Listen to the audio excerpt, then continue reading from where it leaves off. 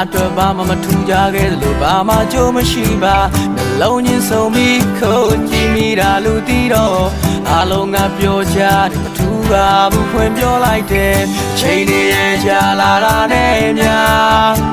တန်ရောစင်မြစ်တာနောင်ဖွဲကြိုးတွေများဖြည်းဖြည်းမဲ့ပြောတော့ပြောလုံးလုံးငါဟောကြည့်စိုးပေါ်မှာကွက်လိုက် Coffee တွေတော့ဖိတ်ကြမင်းသားကြီးငါအမြဲတမ်းချိန်တိုင်းလွယ်နေသည်လွယ်လို့တဲ့ငါကျင်နေရင်စင်မှုခက်နေအားလုံးပြောင်းလဲပြပါမယ်မင်းအမြဲတမ်းချစ်ခွင့်ရရဲ့လွယ်မင်းသားကြီးကိုကဘာပြောလို့သွားခဲ့ပြီ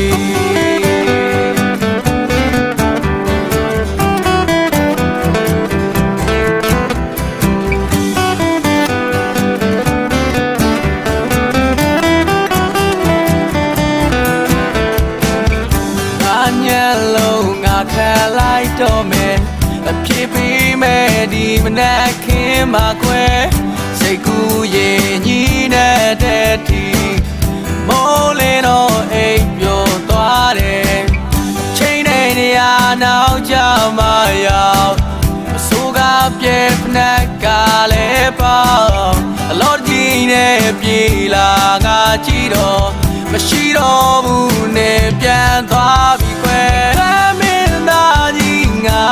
အမြဲတမ်းချိန်တိုင်းလွယ်နေသည်လွယ်လို့တဲ့ငါကျင်တွေပြင်စင်ဖို့ခက်နေ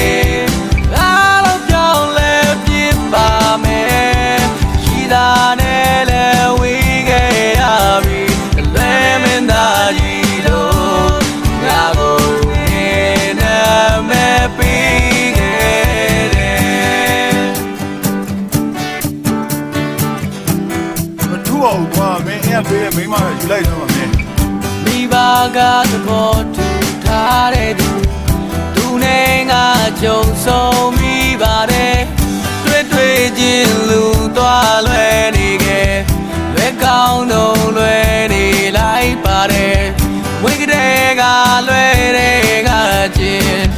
အိမ်တော့ကြတဲ့ထီပါလွယ်